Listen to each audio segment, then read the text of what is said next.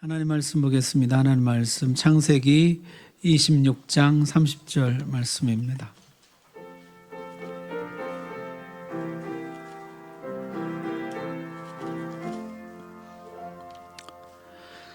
하나님 말씀 봉독할 때 우리 다 함께 자리에서 일어나셔서 30절 한 목소리로 봉독합니다. 시작. 그들을 위하여 잔치를 베풀매 그들이 먹고 마시고. 아멘. 감사합니다. 하나님 말씀 전하겠습니다. 자, 약속의 땅에 흉년이 들었습니다. 하나님이 이삭에게 애굽에 내려가지 말고 약속한 땅에 그대로 머물러라 그렇게 말씀하시죠.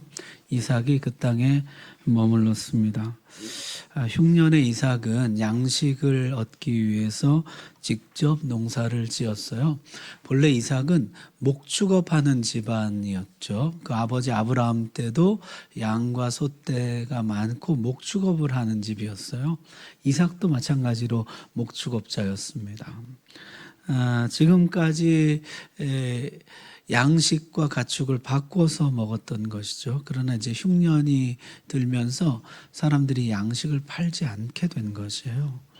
이삭은 직접 농사를 지어서 양식을 얻었다는 것이요. 그랬는데 성경에 보니까 이삭이 그 땅에 농사하여 그해 얼마를 얻었다고요? 100배나 얻었고 여호와께서 복을 주셨다. 이제 이렇게 기록하고 있어요.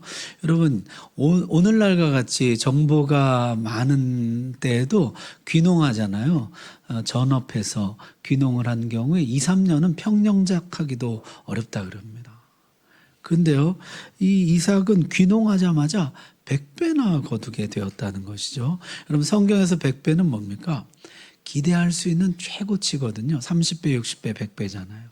예상되는 최고치. 가장 큰 성공을 거두었다는 것이에요. 뭐 어쩌다 그렇게 실수로 그렇게 된 것이겠지.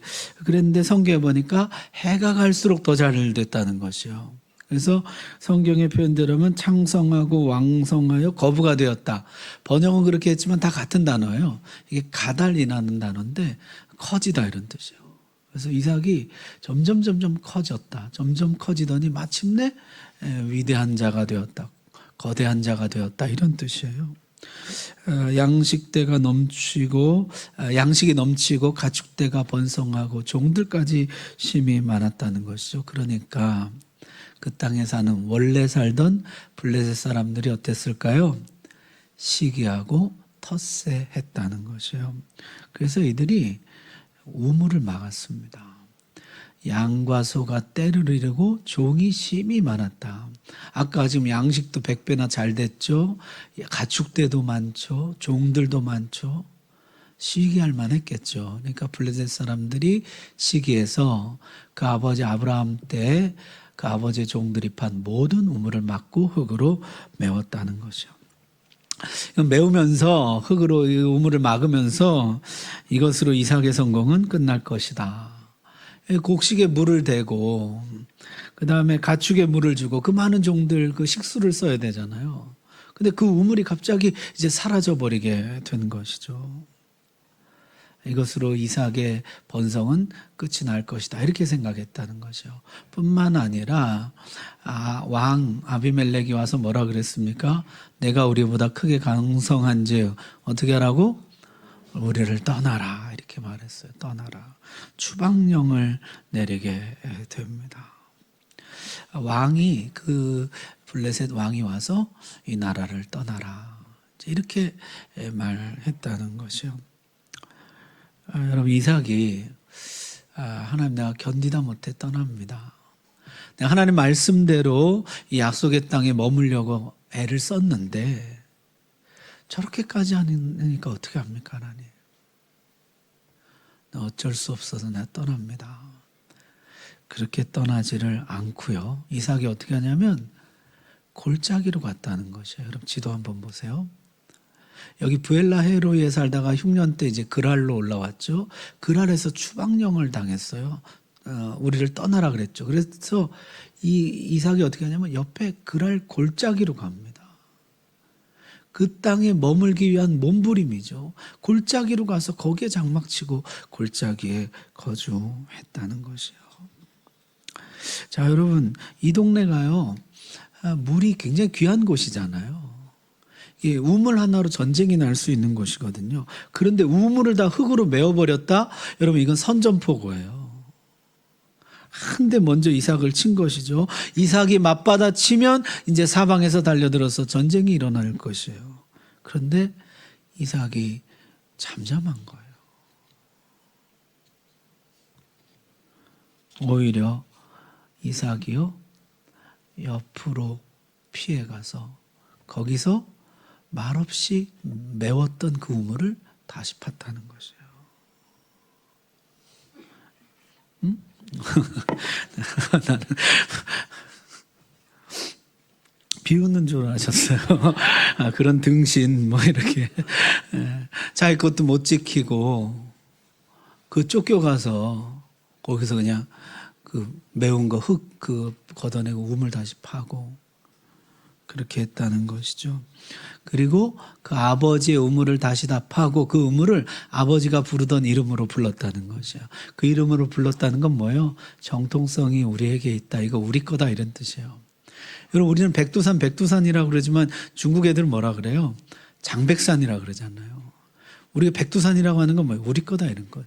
독도, 다케시마도 마찬가지죠. 우리는 독도라고 하잖아요. 우리 거라는 거잖아요. 그러니까 아브라함의 부르던 이름으로 이삭이 그 우물을 불렀다는 것이 다 우리 아버지 때부터 우리가 쓰던 우물이다. 그런 의미인 것이죠. 자, 뿐만 아니라 이제 그 아버지의 우물에서 이제 물이 솟아났는데요. 이삭이 다른 우물들도 팠다는 것이에요. 그 골짜기에서. 그래서 다른 곳에 우물을 팠는데 거기서 물이 솟아나왔다는 것이죠. 그랬더니 이 블레셋 사람들이 어떻게 해요? 거기까지 쫓아와서 이거 우리 땅에서 난 우물이니까 우리 거다 이랬다는 것이에요. 그거 내놓으라고. 이삭이 어떻게 했을까요? 주고 다른 데로 옮겼다는 것이요. 그 우물 이름을 에색이라. 에색은 다툼, 싸움 이런 뜻이에요. 그 우물을 주고 옆으로 또 옮겨갔다는 것이요. 거기서 우물을 팠는데 또 우물이 나와요. 그랬더니 블레셋 사람들이 거기까지 또 따라와서 그것도 내놓으라는 거죠. 우리 땅에 난 거 다 우리 거다. 내놔라. 그래서 그 우물 이름을 신나라 하고 그 우물도 줍니다. 대적함이라 이런 뜻이에요. 그 우물도 주고 또 다른 데로 가요. 가서 우물을 팠는데 또 우물이 나왔다. 블레셋 사람들이 더 이상 쫓아오지 않더라. 그래서 그 세 번째 판 우물을 르호봇이라. 르호봇은 넓다 이런 뜻이에요. 넓은 땅이라.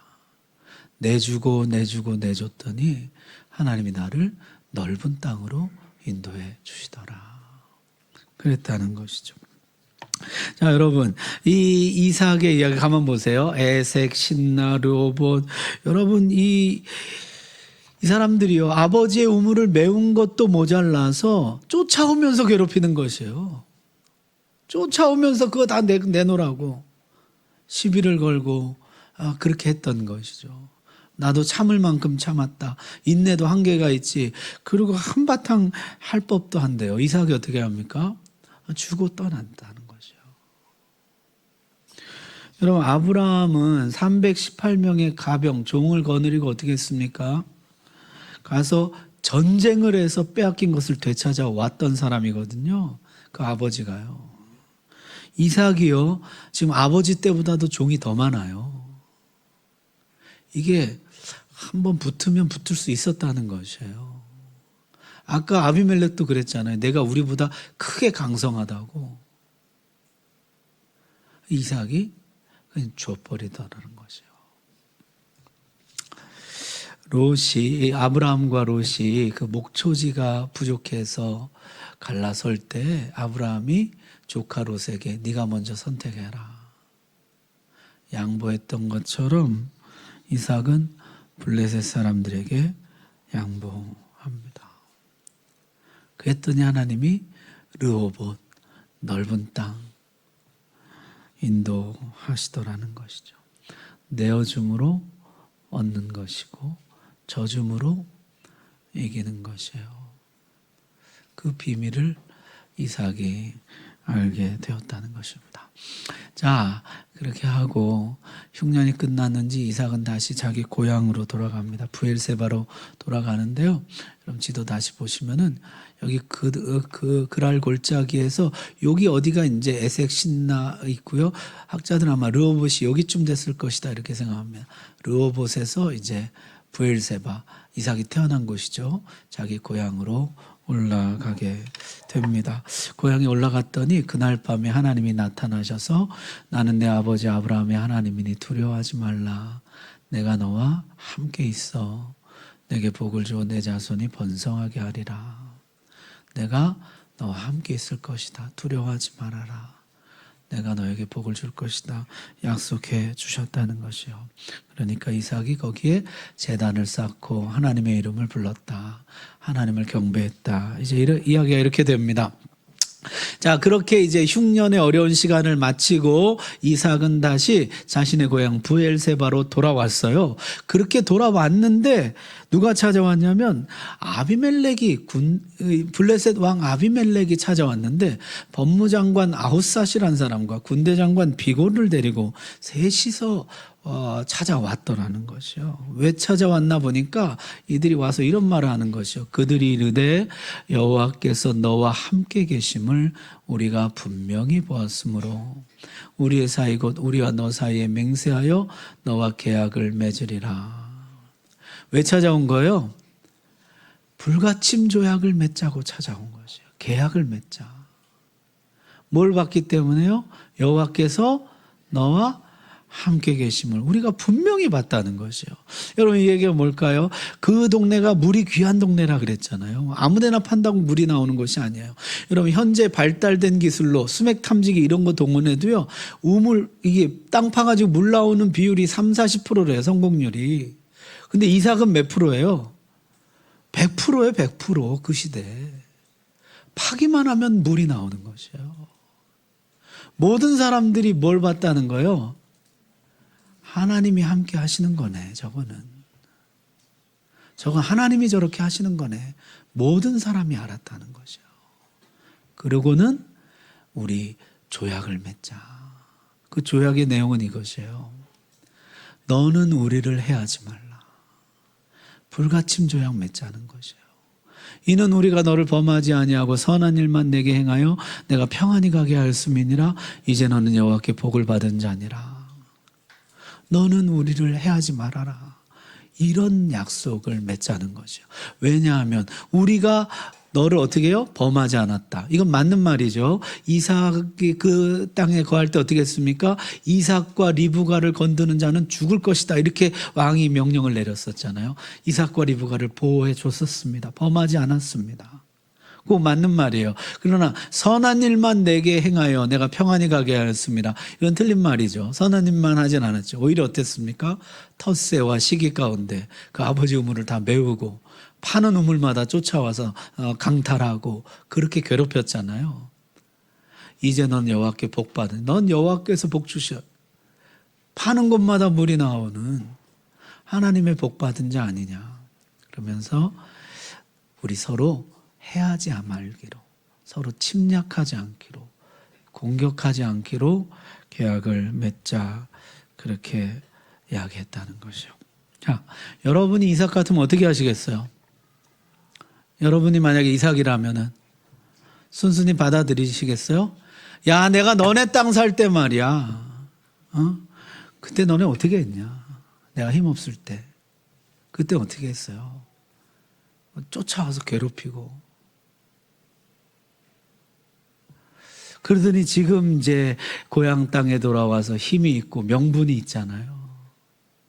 그러니까 와가지고 화친하자, 불가침 조약 맺자 이렇게 했다는 것이죠. 저 같으면 한마디 할 것 같아요. 그때 왜 그랬냐고. 그때 그러고 지금 이런 말이 나오냐고. 근데 이삭이 어떻게 했어요? 오늘 읽은 말씀이요. 그 이삭이 그들을 위하여 뭘 베풀고? 잔치를 베풀매 그들이 먹고 마시고 평안히 갔다는 것이에요. 이삭이 잔치를 베풀었다. 여러분, 이삭은 아까 소심한 사람이라 그랬는데 이건 소심함을 넘어서 온유함인 것이에요. 여러분, 온유함은 무엇입니까? 온유함을요, 한자 뜻을 그대로 말풀이를 하면 안 돼요. 따뜻하고 부드럽고 이렇게 해서는 안 돼요. 온유하다고 번역한 단어 원래 뜻은 뭐예요?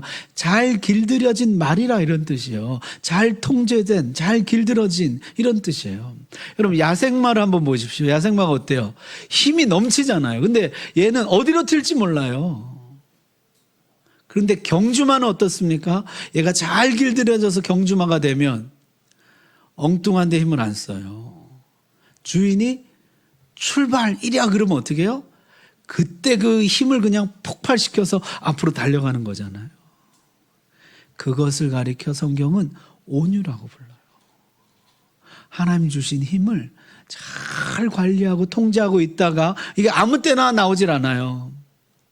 잘 통제하고 있다가 어떻게 해요? 주님이 원하시는 곳에 팍 폭발시켜서 앞으로 튀어나갈 수 있는 거. 그걸 가리켜 성경은 온유함이라고 하는 것이에요. 여러분, 지금 이삭에게 힘이 있어요. 그리고 명분도 있어요. 얼마든지 한마디 하고 책망하고 복수할 수 있어요.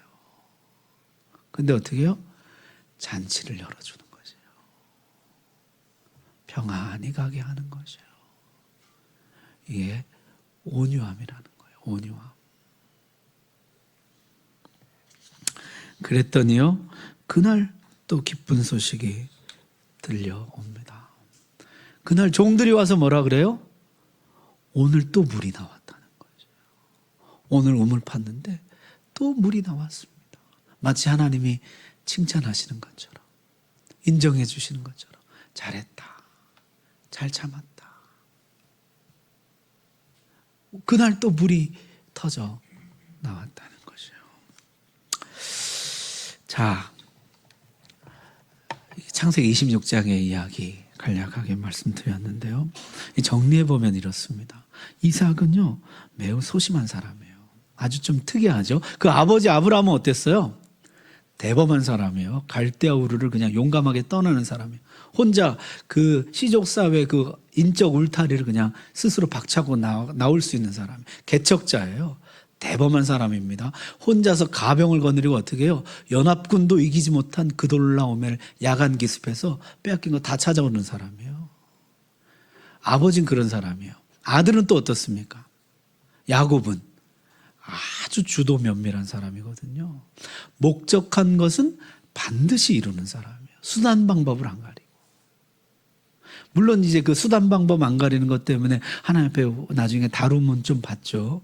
그렇지만요, 그 야곱은 어떤 사람이요? 목적한 바는 무슨 일이 있어도 이루는 사람이거든요. 그 아버지 아브라함과 그 아들 야곱, 그 사이에 이 이삭만 좀 특별해요.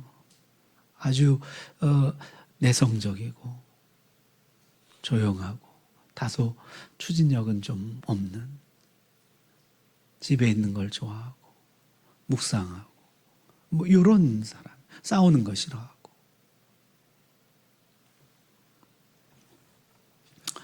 그런데요, 놀라운 것은 이 이삭이 아버지 아브라함, 그 대범한 아버지 뿐만 아니라 그 주도 면밀한 아들 야곱과 같은 복을 받습니다. 성경에 보니까요, 저들과 같은 복과 약속을 받을 뿐만 아니라 더 큰 복을 받더라는 것이요. 흉년에 100배나 거둡니다. 파는 곳마다 물이 터져 나오는 것이에요. 여러분, 하나님 앞에는 성격보다, 타고난 성격보다 하나님께 붙잡히느냐 붙잡히지 않느냐, 그것이 훨씬 더 중요하더라는 것이에요. 여러분 중에 혹시 내성적인 사람, 소심한 사람, MBTI 나 I야, 뭐 슈퍼 I, 그거 보니까요, 가장 신앙생활하기 어려운 사람이 ISTP래요. 그런 얘기. ISTP 이런 게 있어요. 근데 제가 ISTP예요. 신앙생활 가장 어려운 유형. 그러나 여러분, 내가 뭐 I건 E건 하나님이 붙잡으시면 하나님께서 누구보다 귀하게 쓰시고 누구보다 큰 복을 주실 줄 믿습니다. 내가 성격 때문이 아니에요. 내가 소심하고 내성적이고 겁이 많고 두려움이 많고 그것 때문에 복 못 받는 게 아니더라는 것이에요. 관건은요, 하나님을 믿고 순종하느냐, 거기에 있더라는 것이에요. 두 번째는요, 이 이야기가 지금 물 찾는 이야기잖아요. 이 물 찾는 이야기가 이 백성들, 이삭의 후손들에게 이제 계속됩니다. 이 땅은요, 물이 없으면 살아가기 어려운 땅이에요. 모든 것이 그렇지만은, 특별히 여기는. 그러니까 하나님이요, 이 물로 이 백성을 많이 다루시거든요. 그래서 출애굽해서 광야를 헤맬 때 이들이 물 찾아 헤매는 이야기가 계속 등장하는 것이요. 자, 하나님이 함께 계시니까 손 대는 곳마다 물이 터져 나오더라는 것이요. 에색, 신나, 르호봇, 부엘세바. 하나님이 함께 하시니까 어디든지 물이 나오더라는 것이죠. 광야도 마찬가지예요. 반석에서도 물이 나와요. 마라의 쓴물도 단물이 되고요. 르비딤에서도 물이 나오고 하나님이 함께 계시는 곳에 물이 나오더라는 것이에요. 물 찾아 헤매지 말라. 하나님을 신뢰하라는 것이에요. 물 없는 웅덩이, 터진 웅덩이, 비 없는 구름 따라서 헤매지 말라는 것이에요. 여러분, 이스라엘이 나중에 망할 때 하나님이 예레미야 선지자를 통해서 주신 말씀이 이것입니다. 내 백성이 두 가지 악을 행하였나니, 첫째는 그들이 생수의 근원되는 나를 버린 것이에요. 하나님이 생수의 근원인데 그 하나님을 버린 것. 두 번째는 뭐예요?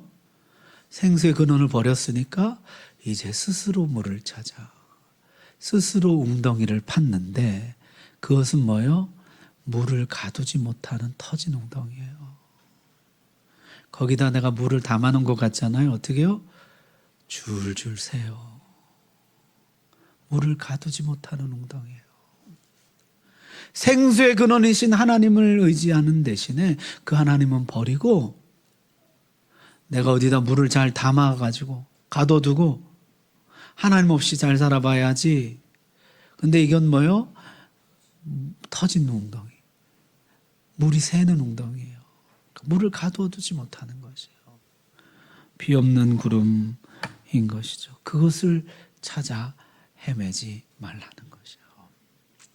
여러분, 우리 인생에 물이 나오게 하시는 분, 생수의 근원 우리 하나님이신 줄 믿습니다. 터진 웅덩이 찾아다니지 마시고 비 없는 구름 찾아 쫓아다니지 마시고 생수의 근원이신 하나님을 믿고 의지하라는 것이에요.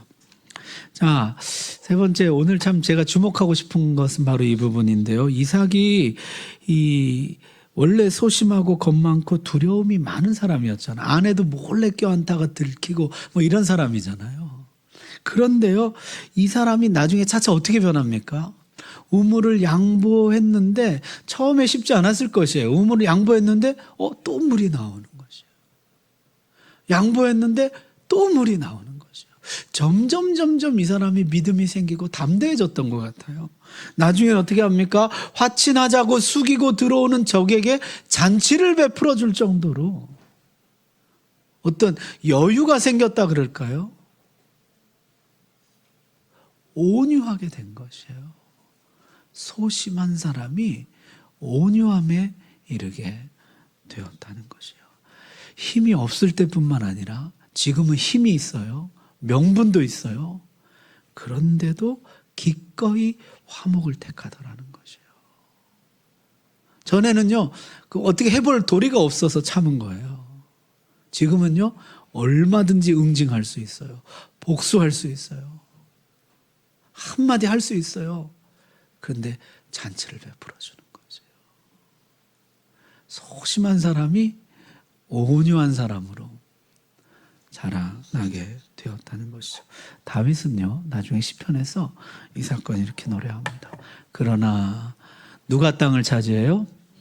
온유한 자들은 땅을 차지하며 풍성한 화평으로 즐거워하리로다. 여러분, 다윗 시대에 힘을 과시한 사람 누굽니까? 사울이죠. 힘을 과시하고 폭력을 행사하고 자기에게 충성을 바쳤던 다윗을 향해 창을 던지고 그를 죽이려고 하고, 반면에 다윗은 어떻게 하죠? 끝까지 하나님보다 앞서지 않으려고 합니다. 복수할 수가 있었어요. 기회가 있었어요. 그러나 그냥 평안히 보내줍니다. 땅은 누가 차지하죠? 다윗이 차지해요. 온유한 자가 땅을 얻어요. 뿐만 아니라 풍성한 화평으로 즐거워했다는 것이에요. 여러분, 다윗이 그렇게 하니까 사울 지파였던 베냐민 지파를 포함해서 다른 모든 지파가 다윗에게 돌아오는 것이에요. 다윗 때 이 12지파가 통일됩니다. 풍성한 화평을 누리는 것이에요. 여러분, 다윗이 사울을 죽였더라면 베냐민 지파가 오겠어요? 풍성한 화평을 누리게 되었다. 예수님도 산상수훈에 그 말씀하셨죠. 온유한 자는 복이 있나니 그들이 땅을 기업으로 받을 것이며. 여러분, 강한 자가 땅을 차지할 것 같잖아요. 목소리 큰 사람이 이길 것 같잖아요. 성경은 반대로 가르칩니다. 온유한 자가 땅을 차지한다는 것이에요.